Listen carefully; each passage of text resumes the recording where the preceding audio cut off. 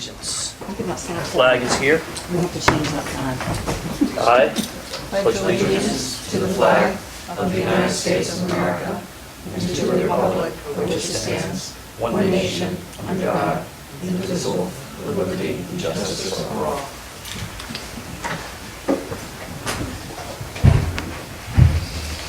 Nice to see everyone on this nice day. Anyone who would like to take anything out of the consent agenda? Okay, I will. Oh, I will. okay. I'll do it. All right, go ahead. I'll take 3, 8, 3, 9, 3, 10, 3, 11, 3, 12 out. And 3, 8 is the personnel, appointment of grade 7, 8 math teacher for the school year 1920. Laura Dias Mitchell would like to comment on that? Yes, Kenneth Heilman is, What's his name? Kenneth Heilman is our recommendation for this position. And I have met with each one of the interview team's top choice, and I support their recommendations. Mr. Heilman has a storied career in the military and in the diplomatic corps. He holds 3 passports, personal, diplomatic, and military, and has a lot of stories to go with all of those stamps. And he's an amazing math teacher. So this is a 1-year appointment, to Yes, be it is. clear, right? Mhm. Because we're also accepting a leave of absence in the consent agenda. All right, and the next one's 3, 9, appointment of grade 5, 6 math teacher. I will let Principal Whip speak to that. I met this young lady as well, and Ellen Bednarzik. She is the recommendation of the interview team. I also want to thank all of the staff and the parents and the students. This was our first year including students. We had 6 students who volunteered to sit in the audience as model students, as They're going to have no problem with the first 2 lessons of 6th grade math. And so our finalists delivered a lesson. And we had a wonderful group of students. I thank their parents for driving them here each day. I thank Ms. Sedgwick and Ms. Whip for going across the street and getting them some snacks and lunch when it was appropriate. And so these teachers who are being appointed pass the student test. And the kids were so proud to be part of the interview team. And if the they're trying selection very team. hard to find out who the person is that's being appointed. No, I They told me really it's all- commend you for doing that. I think having kids involved in this process We had is so good. 6 kids who came repeatedly, and they were, you know, Mrs. Mitchell, this is all confidential. I'm absolutely in the vault, you know. And so they just felt so special, and it just added a nice layer of, you know, to the process, a nice layer. I don't want to use the word vetting, but an engaging layer to the process.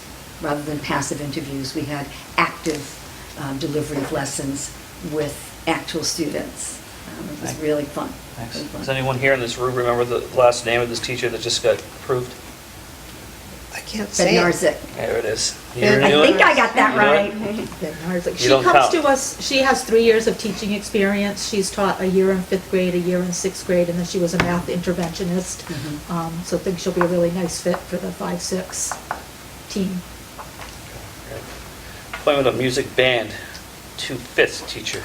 The interview team selected Nicholas Kirby, and I met with him as well. The students were involved in that selection process also, all of the selection processes of our classroom teachers. And I was blown away by his energy and passion and his vision for where he could take our already, you know, spectacular music program. And I will let Principal Whip. Yeah, it was we did demonstration lessons with several different candidates, and they all had to introduce an instrument and get a basic sound from the instrument in the lesson. It was really interesting. Thanks to Ms. Sedgwick for doing a lot of cleaning of instruments for us. But so, you know, we really got to see some interaction, and what we purposefully went with non-band kids so that it was people that really didn't have, they really were beginners. We had 1 or 2 ringers, but they just were having so much fun. They wanted to be part of the process. But, so yeah, I They were think adorable. he is fresh out of school, but I think he will be a spectacular That's great. band teacher. Thank you. Skip 311 for a second. 312, appointment of science curriculum coach coordinator. The MOA, the Memorandum of Agreement with LCTA, Little Compton Teachers Association, is still in drafting mode. So we hope to land that plane next week, so let's put this on the next agenda. I'm requesting. we table Okay. this. Do I need to table that, Mr. Attorney on the phone? Do I need to? Yeah? I have to do that separately? I always catch you on the phone. No, you can simply say, I'd like to table that till the next meeting, and since we only have 3 members of the committee, and nobody seems to be excited or objecting or so forth, you could then move on to the next item. It's a long version. Yes would be. Thank you. I'd like to table 3.12 to the next meeting. I need a vote for that? No. Thank you. 311 is the appointment of IT director. So I'll just say Paul Benjamin's here. Paul's leaving for greener pastures. He's going to be making more money, I'm sure, and doing less work at his new job with more vacation and less, right? That's what I understand. I hope that's in your future. So Paul has been nothing but professional, and his intellect is off the charts. You know, when I first came on as chairman, that's all I was told was how, what a genius he was, and sure he was. So thanks for everything you did for this school. Was it 6-year run? 6 years. It's a long time. Very welcome. Yep, It's and, my yep. honor. I know you really loved the town and loved your job, so it was good to have you here.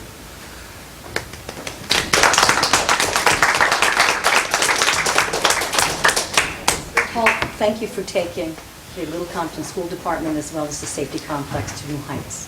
Thank you so much. Thank you very Just a much. little something from me and my husband. Oh, thank you. Thank you very much. And there's more coming. But that is you'll know what it is. Thank you And so thank much. you for your patience with us. Some of us elderly, challenged people. It's all good. My pleasure. Thanks, Paul. Everyone did well. So we have the new IT director here. Yeah, we had a real deep pool here. We had 31 applicants. We had over a dozen who could walk in with their skill set and hit the ground running. We did a thorough paper screening. We had 6 set up for interviews, and we ended up interviewing 5. All 5 were amazing, extraordinary in their skill sets and their experience in schools. Mr. Gabriel, who was here this evening, head and shoulders above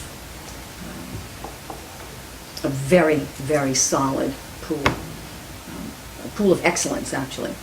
And we had a rubric, and we asked the same questions from one of the professional organizations. And at one point, you know, we asked ourselves, the rubric goes up to 4, we wish that there were a 5 in each of these categories. And we grilled these candidates. I want to thank Chief Raines. Thank you so much for your participation. Chief Raines came for 3 days on campus and was a major part of the selection process. And so we are recommending Jonathan Gabriel for the position of IT director. Would you like to say anything, Mr. Gabriel? I'd love to put you on the spot. Why not? That's all right. I'm pretty used to it. Yeah, sure. No, it's just that I'm excited to have the opportunity to interview. It seems like a beautiful school now that I've had a chance to walk around it a little bit. everybody I've met so far seems like they're amazing as well. Even the school committee, you guys are right down to business, but it seems like everybody's having fun as well. It seems like an amazing place to work, and I would be really excited to be a part of that team and see what we can do together. It's great. And I know Paul has mentioned he's going to help you transition too, and I appreciate that, Paul. So, Paul is Yeah. definitely amazing. Yeah. I've had the chance to meet him and work with him a couple times, and he is definitely a true tech guy, that's for sure. This should be a smooth transition. They know each other through their professional organizations. And they are a mutual admiration society between the two. the techies, yeah, they stick together. So I'll take a motion to approve the consent agenda. Do you have a motion? I so move. Have a second? Second. All in favor? Aye. Can I have a motion to accept the consent agenda 38, 39, 310, 312, 313? Have a motion? I so move. Second? Second. All in favor? Aye. Thank you. Hi, Rita.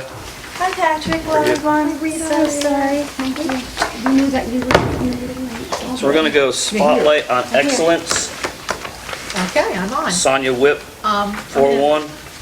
I'm Use of gonna jump to Aspen. 4-2 first. 4-2. I'm just gonna do the goals first. Okay. The very last week of school, we were fortunate enough to have the Newport Gulls come out and do a motivational presentation with some of our, I believe we did 3rd and 4th grade? Yes. Yes.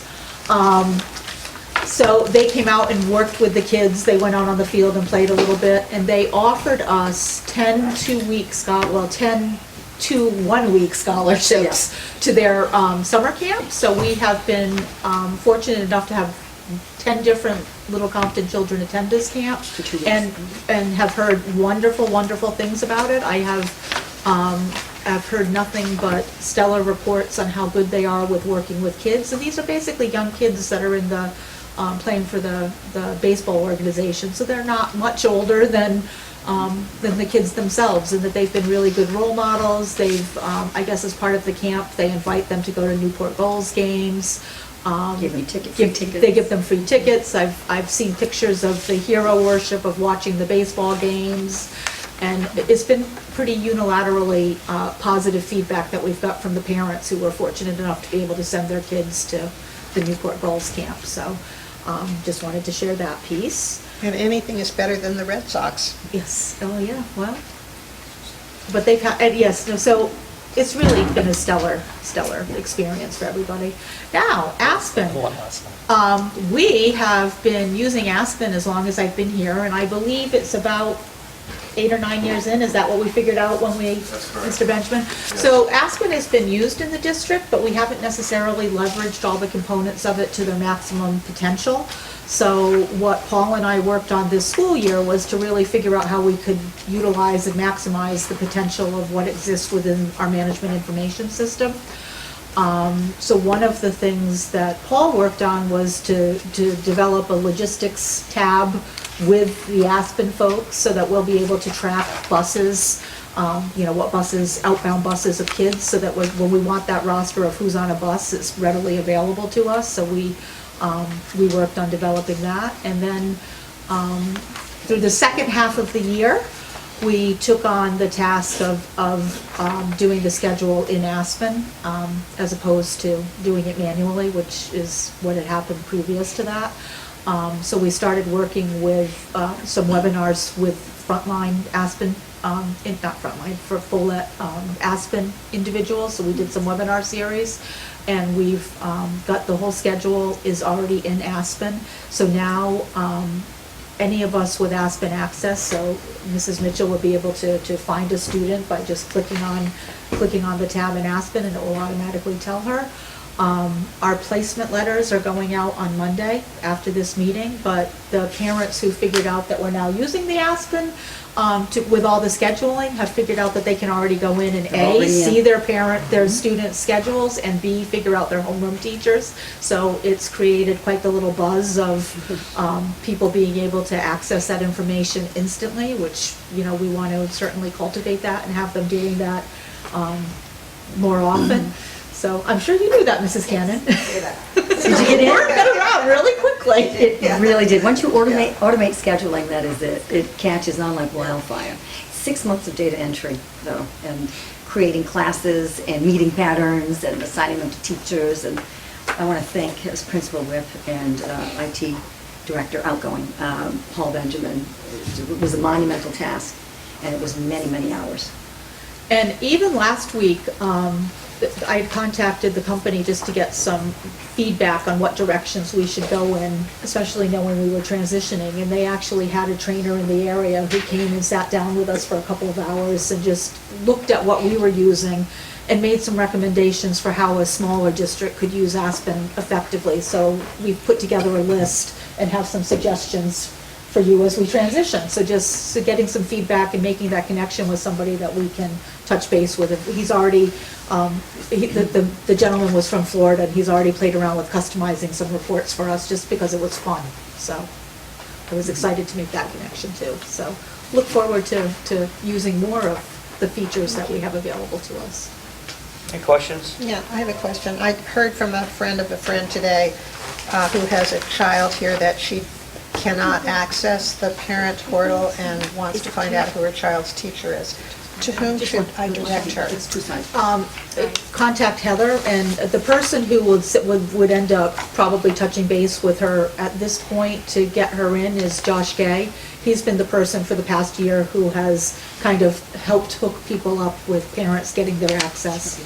Okay. She might be, so he can get her, if she's locked out, she can get her back in or Okay. explain the Great, process. thank So if you you. call the office, you get channeled to the right person. Okay, thank you, Sonia.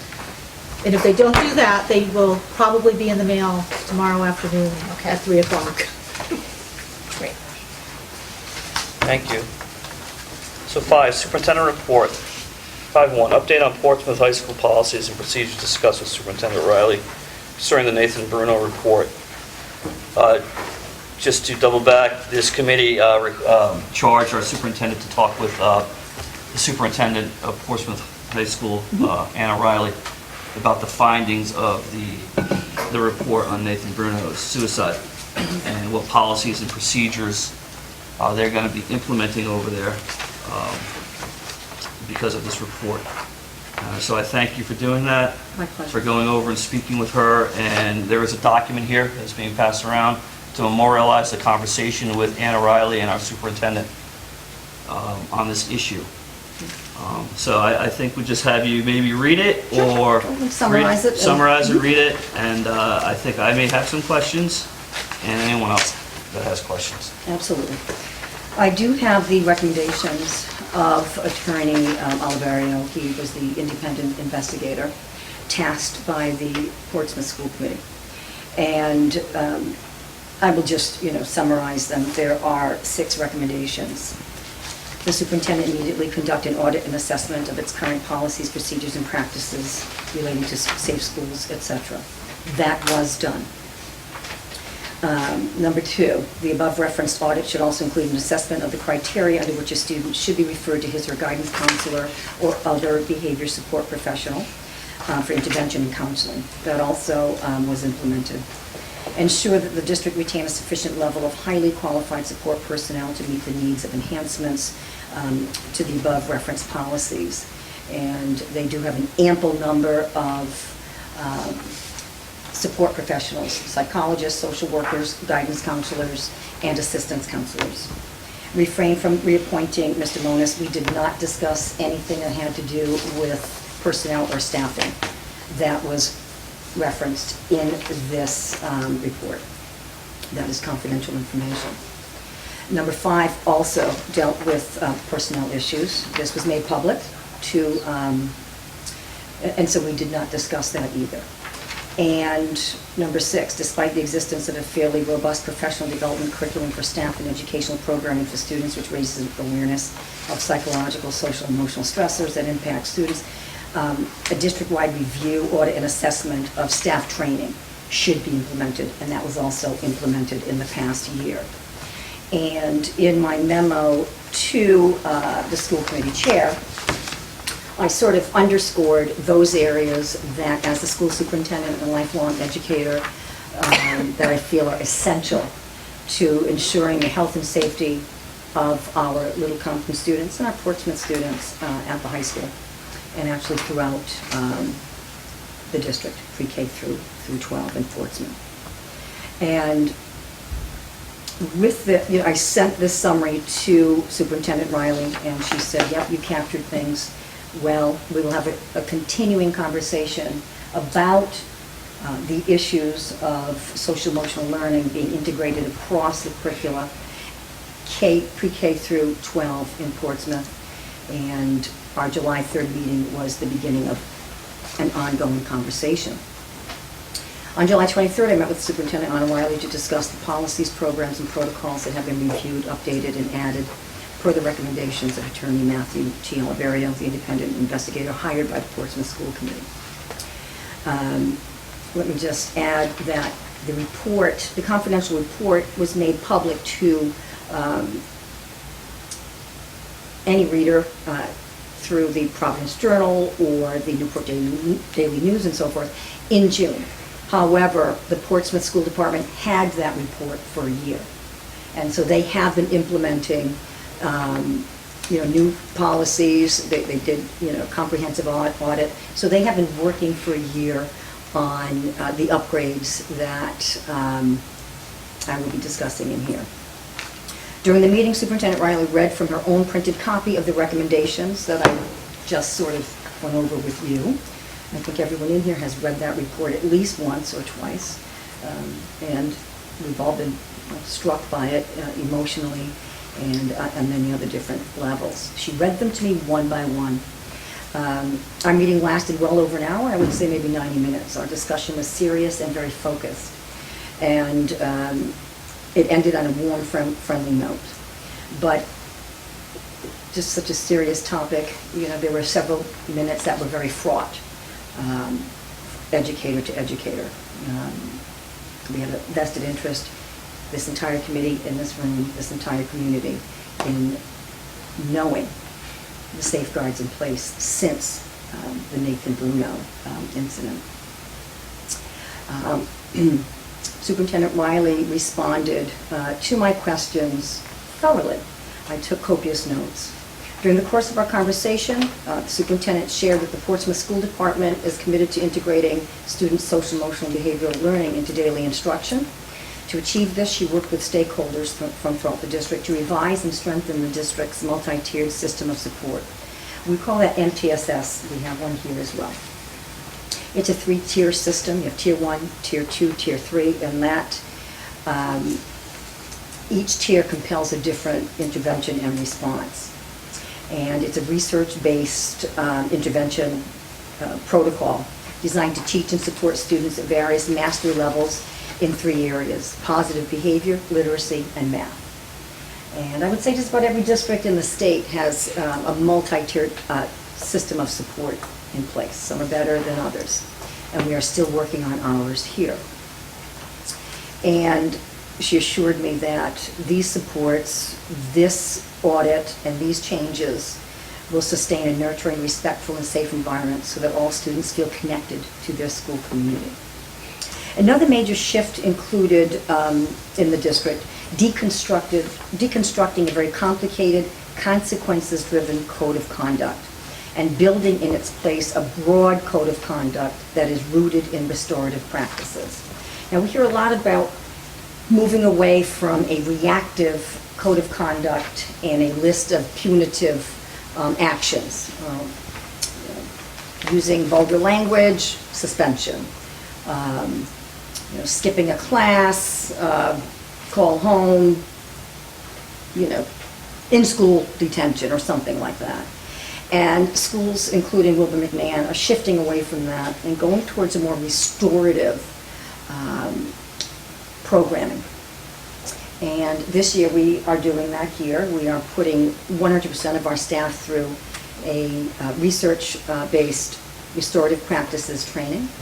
And we're very excited about that. And we will tweak our code of conduct, getting back to the handbook piece. We're going to wait until our teachers are trained, just like what happened in Portsmouth. And then we will also circle back and look at our code of conduct. So Portsmouth put into place interventions and shifts that are best practices and really are model programs for schools in this day and age with kids, we call it the age of anxiety. The one piece that I really was incredibly, it was heartening news for me, that not only did they make changes to their policies and their processes and protocols, they hired a staff person to provide oversight. To lock in success, Superintendent Riley has ensured consistency of implementation and oversight of all MTSS functions through hiring the district's first ever K-12 MTSS coordinator. Her name is Ms. Elizabeth Viveris. She's a principal in the district. She is getting a stipend to hold this position. Because we can put policies, practices, protocols in place, but if there's no oversight, if there's not one person going from building to building, ensuring that everything's been systematized across the district, the same form for requesting investigation for bullying, the same process for a schedule change where parents must be notified and guidance counselors as well. If no one is providing oversight, then these beautiful new policies and practices and protocols, that's all they are, it's verbiage.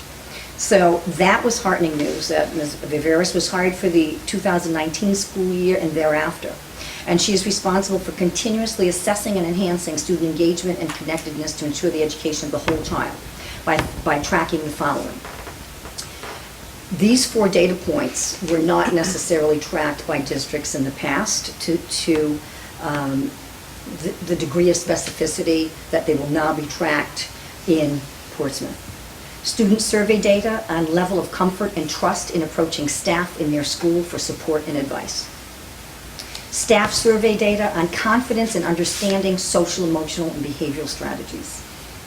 Analysis of all behavior referrals and alignment of intervention strategies at each school. Reduction of chronic and excessive absences and alignment of intervention strategies at each school. These 4 bullet points must be the highlight, as far as I'm concerned, of the changes at Portsmouth. And knowing that Ms. Viveris, Principal Viveris, is overseeing all of this data collection and fidelity of implementation is certainly makes me feel better as the superintendent of 125 high schoolers at Portsmouth High School. Superintendent Riley also shared with me that the district has outsourced the construction of an online portal focused solely on social emotional learning and multi-tier system of supports. The site should go live soon.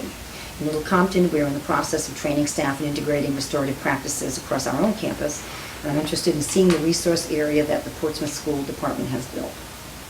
I sent the contents of this summary to Superintendent Riley with the following entreaty. If I have misrepresented anything or left out critical information, please do not hesitate to respond. My objective is to offer the Little Compton community an accurate record of the systems and supports you and your staff have strengthened, revised, and or put into place to ensure the health and safety of all members of the school community. Superintendent Riley responded, I think you've captured our goal for SEL appropriately. Thank you for meeting with me. I appreciate you coming here to Portsmouth. I'm going to thank Superintendent Riley for her continued openness as Little Compton and Portsmouth collaborate to offer a world-class education within a nurturing environment for each of our shared high school students.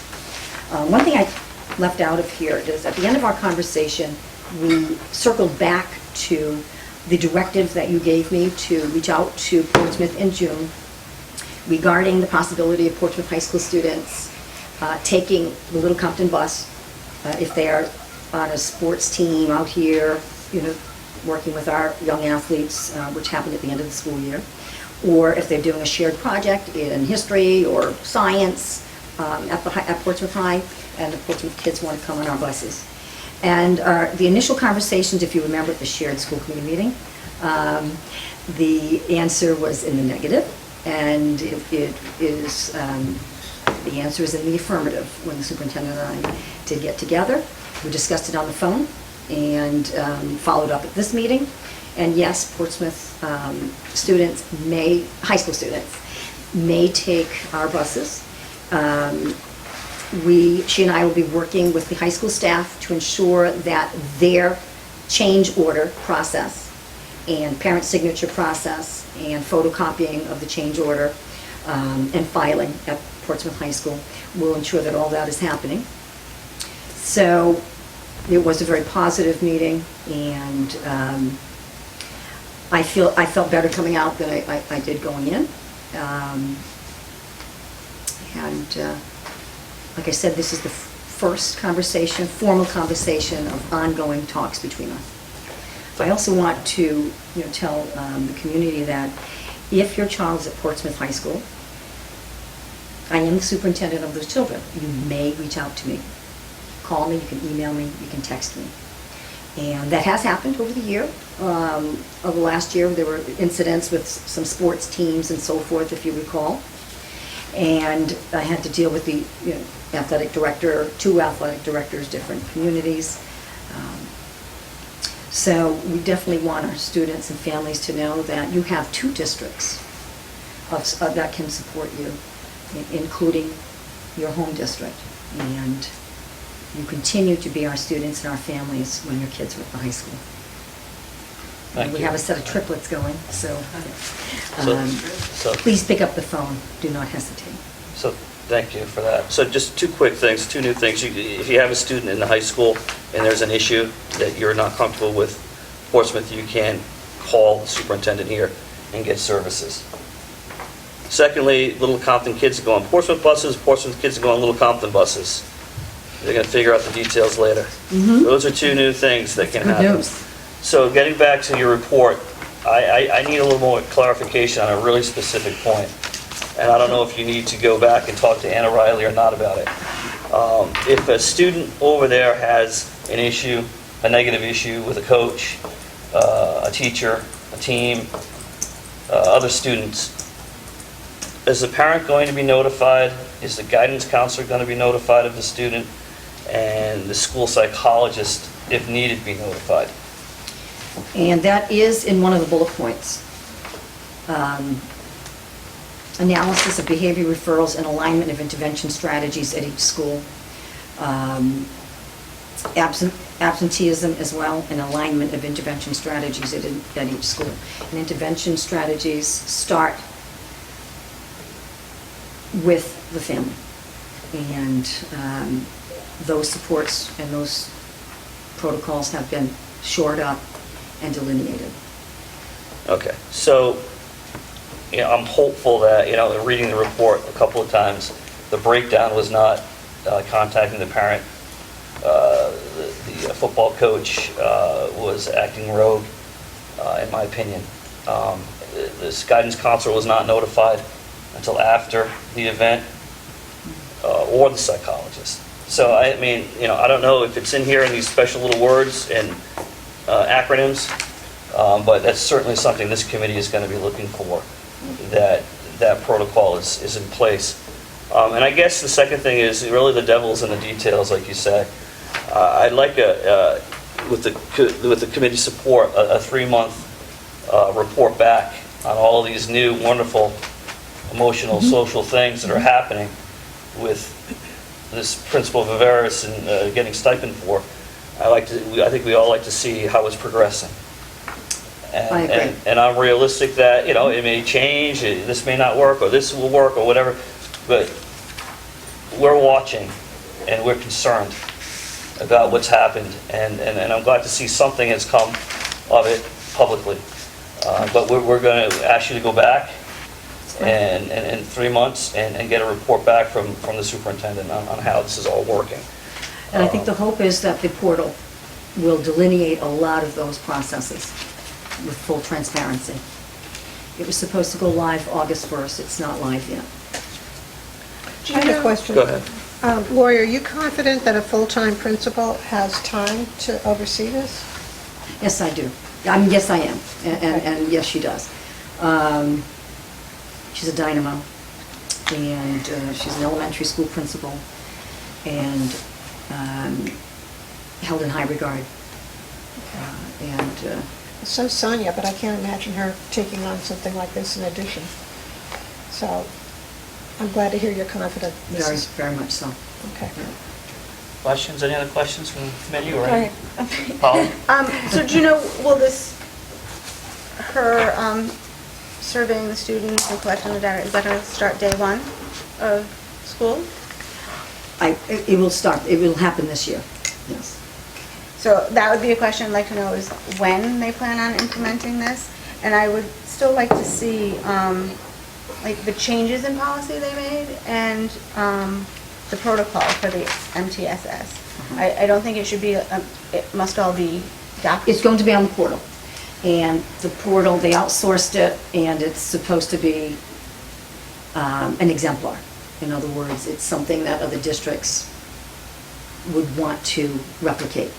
So I haven't seen it yet, but Right, so Can you jot the this down? policies will be laid out on there that have everything will be laid out changed and with full the protocol transparency. of this Mhm. MTSS and how, The new code of conduct, which will be broad rather than these discrete infractions and consequences, restorative responses.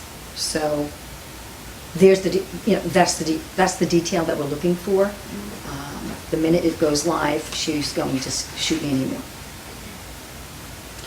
And I am really glad to know there is a code of conduct and it's being revised Mhm. appropriately. This is for students. And I'm just curious, is there such a code of conduct for staff, for teachers? Yes, and that's from the state level, and it was integrated in Oliverio's report. There is a code of conduct for all educators in the state of Rhode Island. And I So- believe we put it in our draft handbook for staff. So will that be reviewed and kind of, if there are any revisions that need to be, because we know some of the damage was perhaps related. So is there There's some? no oversight. Right. Right. Yeah.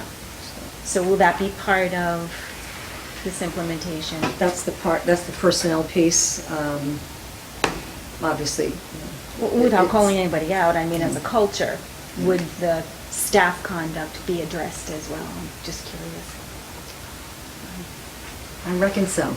Mhm. Good. I reckon Great, so. thank you. Just one more thing. I love the fact that you are going to have ongoing communication with the superintendent. I mean, there's a large percentage of our kids that are over there. 10% of the student body. You're right, right. It's a little So I would like to complicated. think if it's possible that 10% of your time could be spent in communication with them. They're still our kids. It's usually busing that, takes my time. Yeah. And issues, some discipline issues and so forth. Yeah. And out-of-district placements. But yes, it's time. Thank you for initiating. It's time to formalize Yeah. that relationship. And this was the beginning. Good. Thank you. Ken? Is this portal going to be public, or is it only accessible for those within the high school that have like a login, or? Public. Yeah. I can't wait to see it, because we are doing pieces of it, and it's time intensive. Mental health first aid that we offered this year for the first time to the entire community. Restorative practices that we offered to some teachers this year, it's expensive. And the federal grant to offer it to 100% of our staff. And more staff will be trained in mental health first aid, Title IV. Federal grants, we've focused on the lion's share on social emotional learning supports here. So, And that's been going on for a couple of years. Yes. That's not new. but it was supposed to go live a few weeks ago, so hopefully before the school year starts. Other questions? Good. I have a question. So for the policies that they shifted Yes. or revised and things, was there student representative in the talks when they were shifting them? Because by law, school committees are required to have student representation when drafting social emotional support policies that are being implemented and all other policies that are being implemented. So did Portsmouth have student representation when making shifts in policies? I hope so. I mean, thank you for asking that question. I don't have a definitive answer. She did say all stakeholder groups. And I know on the high school level, students are involved in improvement teams and so forth. And they have a lot of voice and choice through councils, student councils and student government. So I think I took that for granted, and I will definitely get an answer for you. And if you leave your name and email address, I'll get back to you. Just state your name for the record. Stephen Peterson, Stephen Peterson.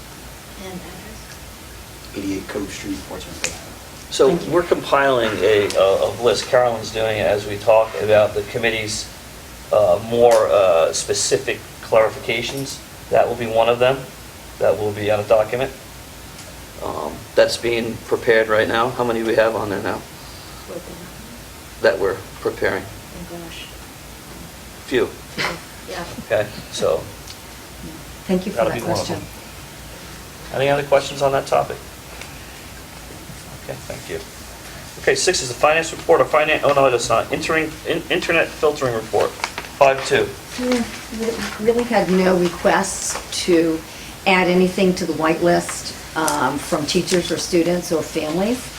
However, when it came to state testing, there were, for lack of a better word, there were some wonky issues with words like cheese and so forth. So the only changes the only tweaks in our filter came from our IT director, and we'll never know why. Those were blacklisted for some strange reason. So Okay, I didn't understand any of that, but that's okay. it's all good. I don't know what that was all about. We're good, Paul, right? We're good. This is important? It's important? I believe it is. I do. All right, finance report. Our finance director is not here.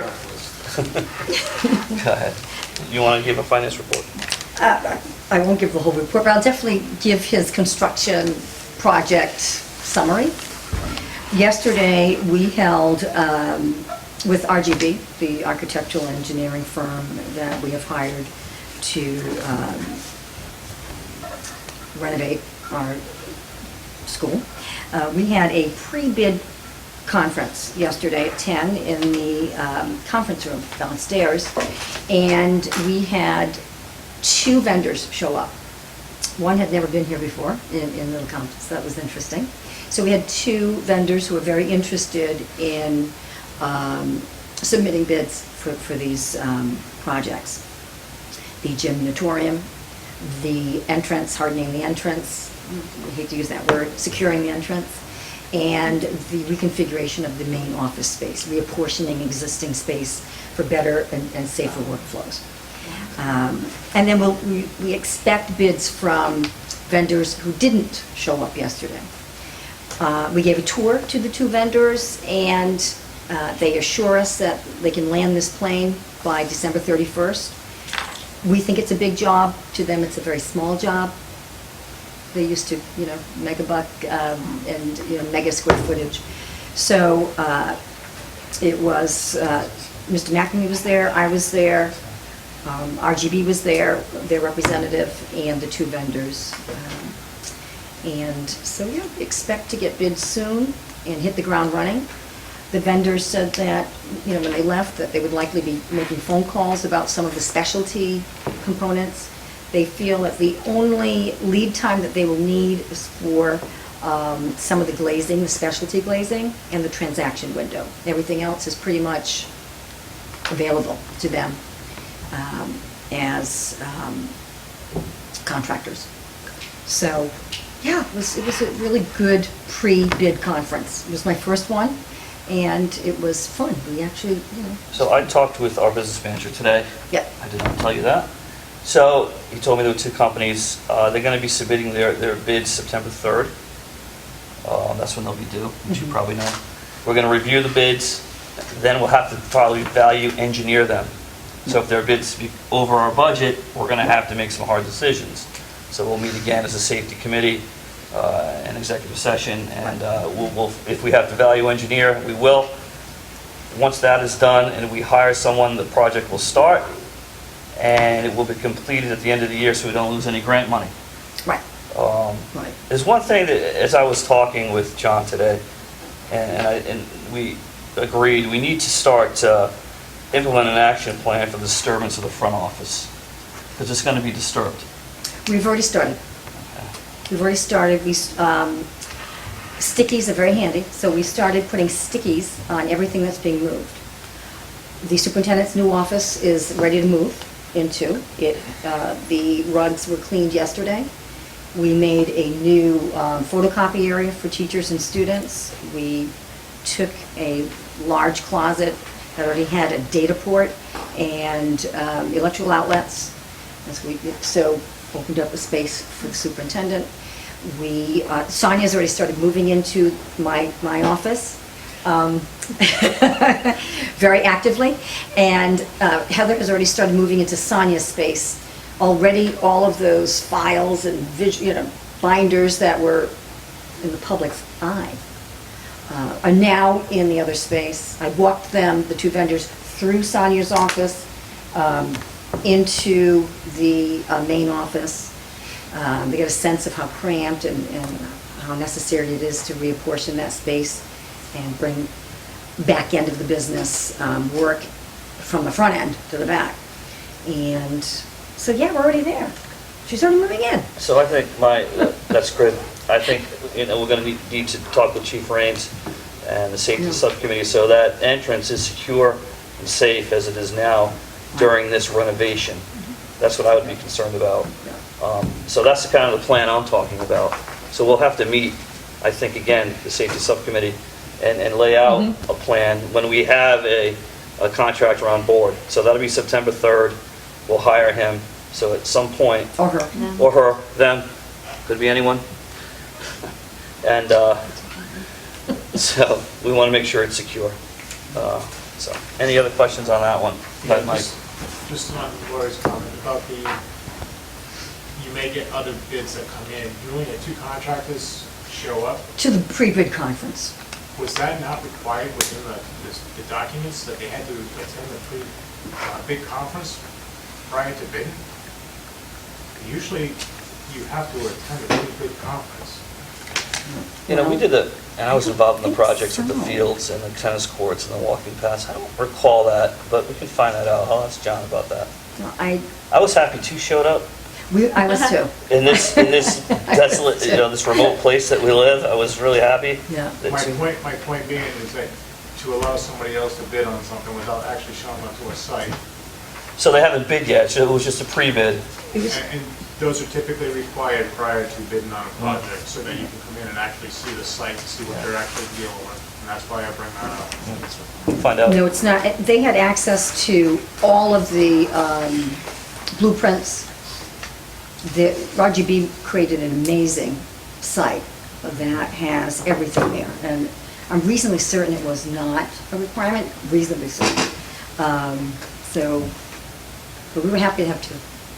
Excuse me, just to see if this might help, Mr. Roach's question.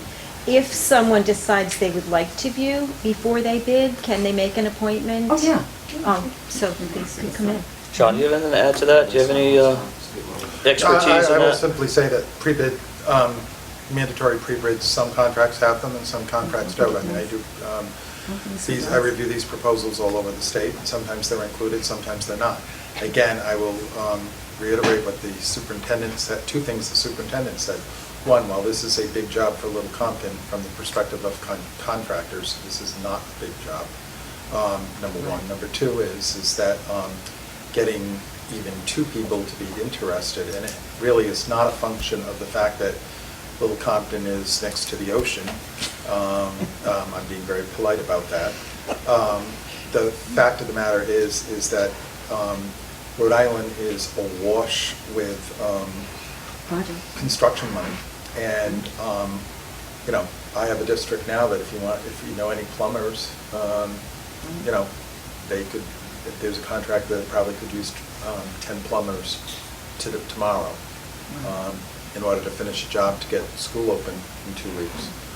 There is just tons of money out there and not enough people. And I think, I will say some of that is unfortunate because what's happened is it's a contractor's market. It is not a school district's market.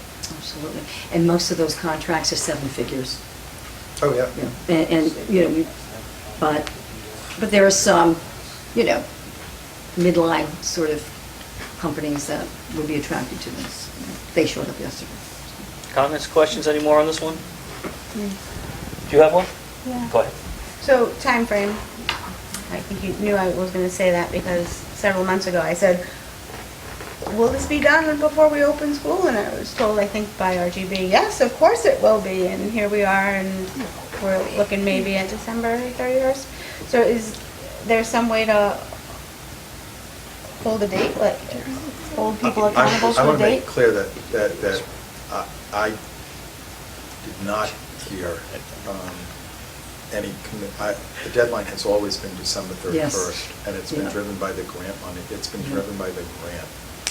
And the Right. concern was that we saw documents that had it into next, beyond December 31st, and we said, Right. no, this has to be done by December It's never 31st. So the by date has always been December 31st. Yeah. Okay, I did ask because I. No, I understand. I know I've lived through a construction project where, it was supposed to end like 8 months Oh, beforehand, and I have- I didn't want the mess of this going on while the kids, if we're trying to secure the school, I don't want the school wide open. Gosh, no, never, ever. And we talked about phasing.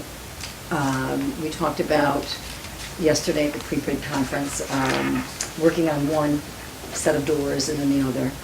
We talked about the warm weather. The kids will be outside, so the AC would be easier. And we just talked about the scope. They said this is not a huge, the scope of this is not huge. Much of it is cosmetic. And so, they're pretty confident that they can land this plane. The only lead time that they would need, like I said, the specialty items, the glazing in the main office, and the transaction window. The It's other, 14, is it like a 14-week lead time, right? not quite sure, That's what I but was the told other today. pieces would be, they're readily available. Questions anymore? Thank you. Committee reports, Portsmouth School Committee Liaison Report, they haven't met, right? No, the next meeting is August 27th, so I will get back to you. All right, Town Recreation, nothing to report. Health and Wellness, Not a lot, but we are going to have a table at the open house, and we'll be putting that together soon. And Lori and Sonia will be giving a report, an annual update on the wellness policy and the school's compliance with it at the September school committee meeting. good. Policy Subcommittee, would you like to wait until the bottom, to the action? Okay, Yes, great. yes. Oasis, nothing to report there. Unless someone would like to say something about the Oasis. Go ahead. We've had 2 Oasis cleanup days. I saw one and participated in another. I want to thank the Allen family. I think we had 4 Allens at one. Cyrus and Zan and Cleo and Jeremy. I want to thank them. And we had, I think, 3 or 4 members from the Oasis committee and a new member. And so a retired teacher has joined us, I think Susan Theriault. Terrier, sorry about that. So last Friday, we got really filthy and had a lot of fun. We ate some tomatoes. We have a cutting garden out there, thanks to our master gardener, Carla Woodhouse. Yeah, I know she has 2 names, she has a maiden name. Carla Woodhouse. She and the preschoolers created a cutting garden and a vegetable garden and tons of potatoes. And so we were, popping those as we were cutting, and I learned a lot from the Allen family about invasive species and so forth. So we're good. We have Wendy Brennan coming in. She came once to meet with Ms. Woodhouse and also Mr. DeLeo, our 2 master gardeners, certified from URI. She is our school garden mentor from URI. She'll be working with us all year. And she had a hand in Ms. Woodhouse creating the cutting garden and the vegetable garden and the potato garden. And so that's one space that is really alive and thriving. Thank you. School Safety Subcommittee, there's nothing to report. We will be meeting, though, after we get the bids back in September. Discussion items, student obesity data and nutrition. Lori Dyes Mitchell, do you have any voice left for this one? I do. I always have voice left for anything that impacts our children. In Ms. Whip's welcome letter to families, she will outline what the data... The first email blast. Oh, the first email blast. Okay, so you will, okay. So she's going to compose her email blast soon, and I've given her, some talking points to put in it regarding the BMI issue here at Wilbur McMahon, and I will read it to you. A Rhode Island Kids Count report indicating a prevalence of overweight and obesity in Rhode Island children ages 2 to 17 was released in March 2019. The data indicated that more than 40% of Little Compton students fall into the overweight and/or obese category. These stats concerned the Little Compton School Department Wellness Committee and compelled a response. As Wilbur McMahon School's nurse educator, Mrs. Jean Dunn routinely collects height and weight information on all students. It usually comes in on their records. This year, in order to verify the state's data, Mrs. Dunn collected all students' height and weight during PE classes, working in collaboration with PE health teachers Jason Ford and Noel Kiernan. Students were in the middle of their gymnastics unit, and so height and weight measurements were taken at a station in the gym among many stations for that gymnastics unit. And just a few students at a time were cued. Moving forward, as we formalize our data collection and analyses around this critical health issue, as we did during the winter with our impact concussion screening, some of you parents did get our impact concussion screening packets, we have chosen to follow the protocols from the Center for Disease Control. Stay tuned for more information and formal notifications on this health and wellness issue that we will now be tracking. And please feel free to contact your pediatrician from whom the state's data was obtained, or Mrs. Dunn if you wish to access your child's BMI and receive an interpretation of the data. So that'll be going out in the email blast. So it was Tomorrow. It was an informal process in the fall to verify data that some were skeptical of its veracity, and now we're going to enter a formal phase where we will use the same sort of protocols that we used for the impact concussion screening. And that's So I have a couple my questions piece on it. Do parents need to be notified when a child is having their height and weight taken with their fellow classmates? No, that's not a requirement in the state of Rhode Island. It is right across the border in the state of Massachusetts. Was this the first time this has been done at Wilbur? I think it was the first time it was done in response to a report that was very alarming. But height and weight is taken all the time. Some schools use FitnessGram. Just about every high school that I know of uses FitnessGram. I don't know if Portsmouth High School does. Where there are stations, and that's one of the stations as well. So. Do you know what the total number of students that were measured and what the results are? 100% of our students. All of them? Yep. Those who were in PE that, during those days, Nurse Dunn did circle back, and she has a scale and a height thingy, right? Any other questions? Yeah, I have one. Go ahead. Do we want Jean or somebody to be available at the open house with the BMI statistics and information in general about BMIs? So that Right. parents want Demystify. to know, Right. they can get that information that night? I think parents still, remember the old calipers, but I think that was some, but it's really just height and weight and formula, as you know, so. But yeah, that is something we could do. We had the highest obesity rate in the state, according to that data. It was very alarming, and our response was appropriate. However, moving forward, we're going to formalize that process with parent notification so that they can ask for their child's information. Any other questions on that one, Kim? So what else is part of the formalizing of the process? Will you still be doing the height and weight in the school, or will you be going back to looking at the nutrition records? And if you're doing it in the school, how will it be done? I think it'll be done, as it's been done in the past, through doctor's records, and if that information is missing, then Ms. Nurse Dunn, she has a scale and a, what do you call it? What is that called? With the stick that- She can measure height and weight. Yes, can measure height. That's why I'm not a nurse, you know.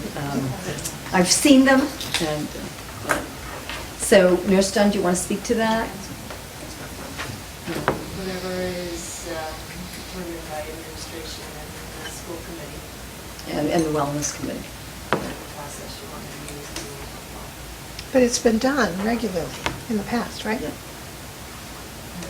Yes. Any other questions on that one? Some schools, the gym teachers do it. During fitness grant, you know, or other. Beginning of the year, I mean, I'm not sure that there's a specific protocol Right. across the board, but it's part of the student's record, so it's either meaningful or this, or vision screening in the past, and height, weight, vision, scoliosis screening, we might wait at that time when I just have the kids. Right. It's data that's collected. Thank you. 9 is public input. This is your time to shine for 3 minutes. Anyone? Get on the record. Obviously, you can raise your hand and I'll call on you too. Action, consider, discuss, and approve the IT director's contract. Do I have a motion to approve the IT director's contract? I so Do I move. have a second? Any discussion? I'm sorry, who seconded it? I couldn't. Rita? Thank you. No discussion? No discussion. All approve? All aye? Aye. Any not approve? No, that passes. All right, discuss it, vote, and approve the student handbook. Do I have a motion? I so move. Second?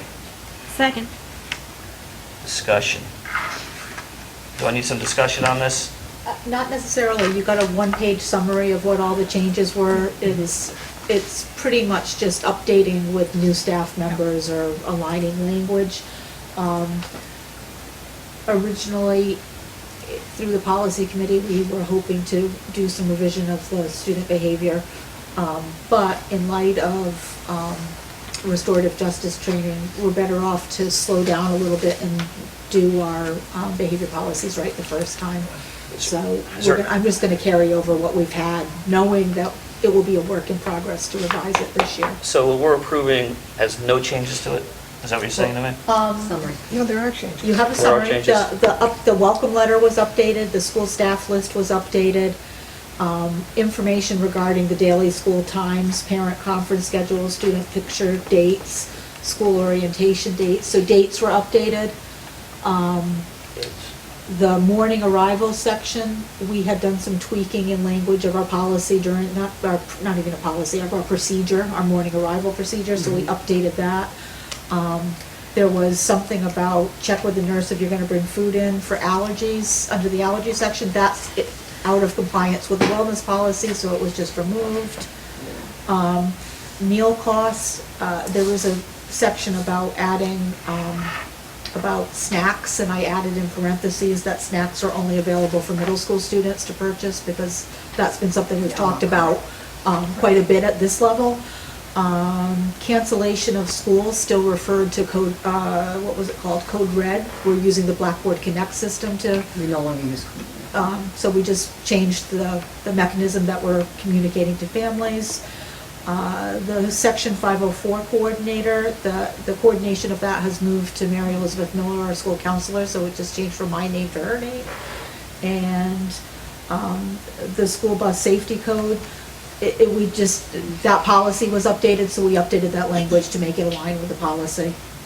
So they're relatively minor, just updating it for. It was really nice to have that set out.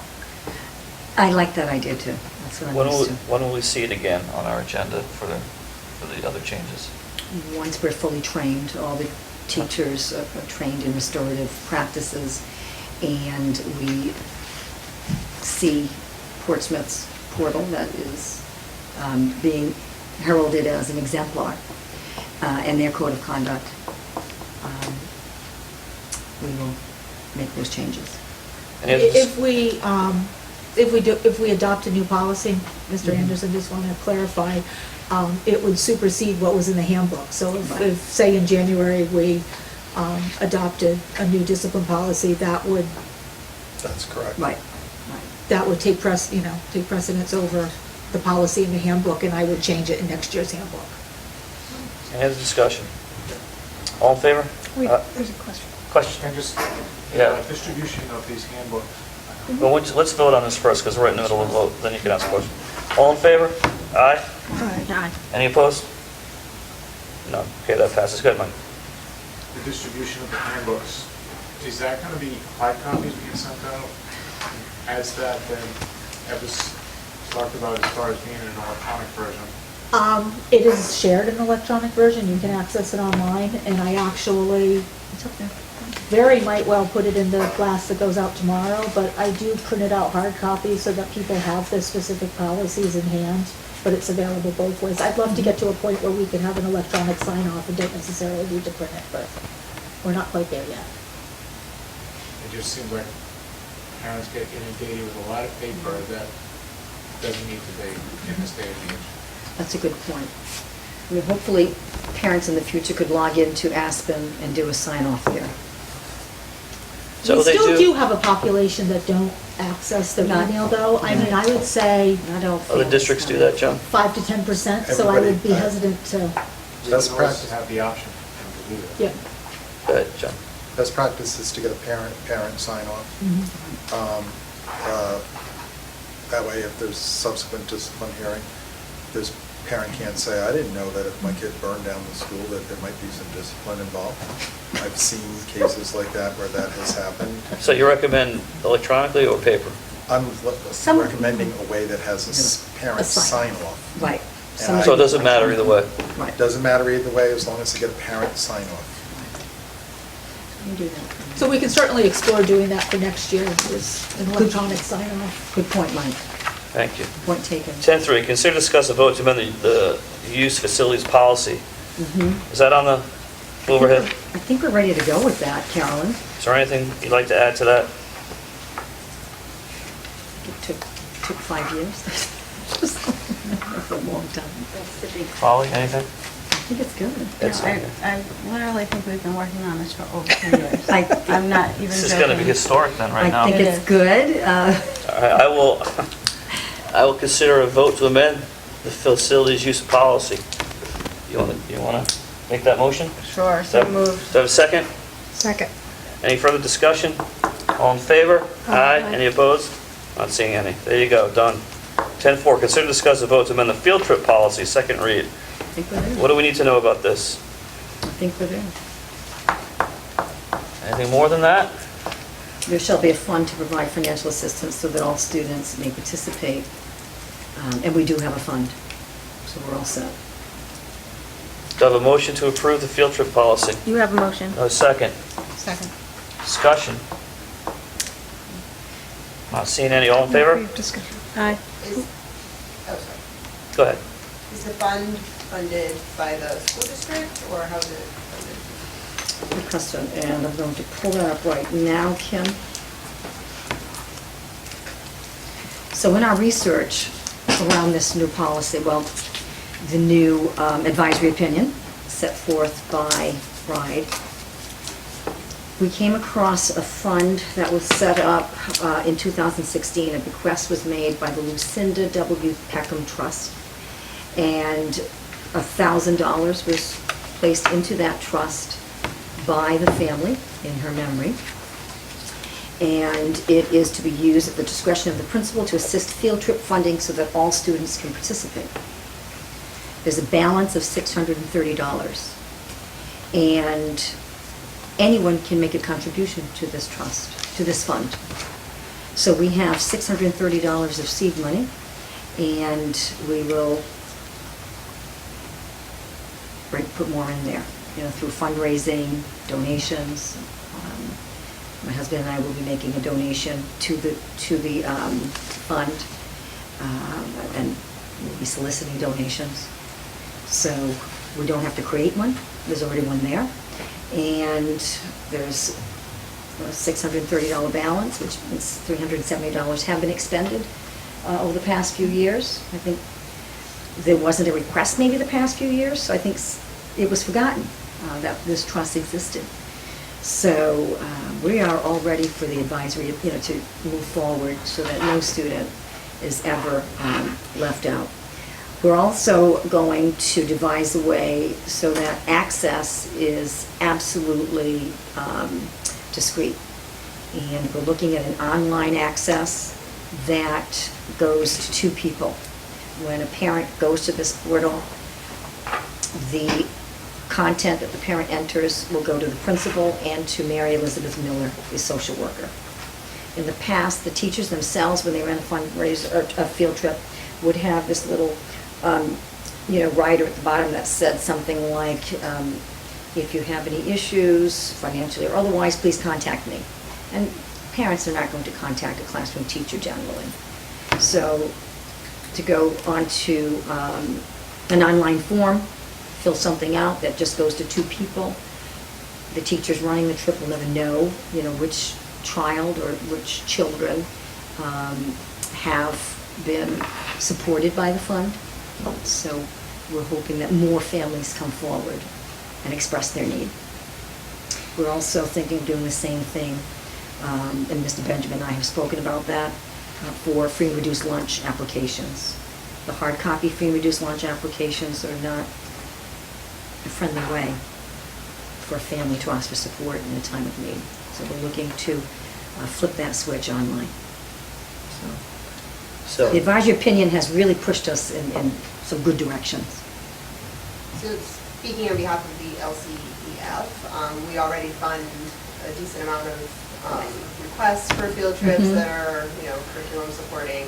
We have, I think, in the past offered at least to fund requests like this as well, and would be able to do so this year as needed. We had a meeting last week where we were sort of discussing that this was out there.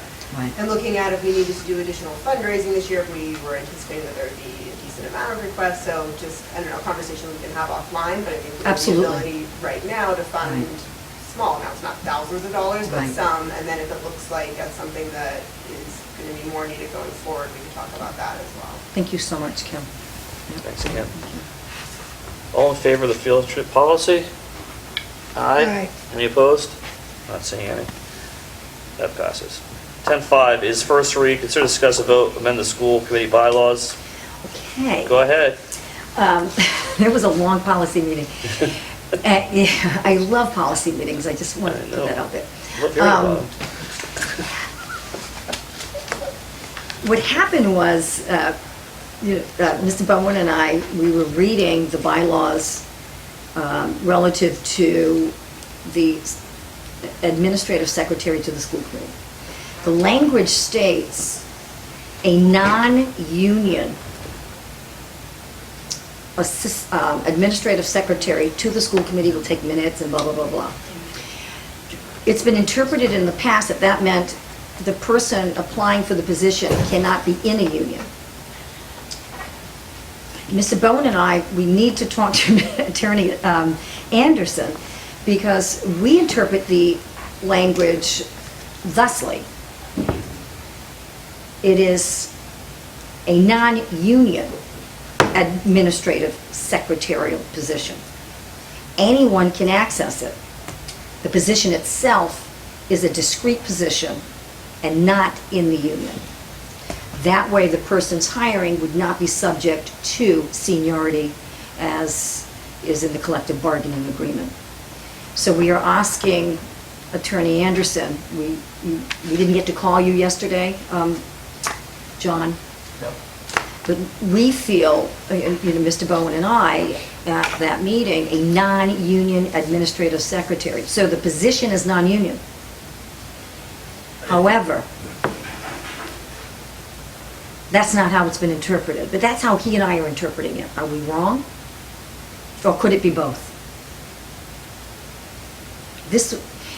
If it's interpreted the way Mr. Bowen and I see it, we do not need to amend the bylaws in order to hire a secretary for the school committee who might be in the support union. I can accept your interpretation. I think I have some policy concerns Okay. about somebody having. We do too, yes. Having frankly Mhm. some conflicts of interest and by nature of the position, and putting somebody in an unfair position that, unfair to them, in that the roles conflict. And I have not heard the committee discuss how they would rectify that. For example, personnel matters, collective bargaining. Right. Do you have other districts, if I may? I do not have other districts that do it that way. Other districts, it's very clear that the person is either, that the person is not one foot in the bargaining unit and one foot not. The other thing that I will also point out is that regardless of where you get this person will need to be paid on an hourly basis. Right. Right. Rather than this, Then it's not a stipended job. no, it can't be. All right, so Mr. Bone and I, we're on to something there, so we I can need accept it. your interpretation as the way it's written. But Yes. I have some serious policy We do too. reservations. So we'll bring that up at the next policy meeting, sounds like? I think that's an excellent idea. Okay, thought it might be. 10.6, consider discuss a vote to approve any request for permission from administration and/or legal counsel. Anyone want to charge these people to do something for money? Not seeing any. All right. We are now going to enter into executive session. So the meeting's over. And you folks can stay here and chat all you'd like. I think we'll just... We will report out any votes that are taken Yeah. afterwards. Yeah, that's right. I will report out any votes that were taken Not after executive session. We're technically not over. Technically not over, sorry. Public, yeah, okay, thank you. So I need to enter into executive session via roll call. Aye. Well, do we have a No one asked you yet. Well, you weren't saying anything. I need a motion to enter an executive session. Have a second? Second. Okay. Ms. And Porter? this is pursuant to Aye. 42, Aye. 46.5A2. Aye. which is collective bargaining. Mr. Collective McHugh? bargaining. Yes. Thank you. Okay.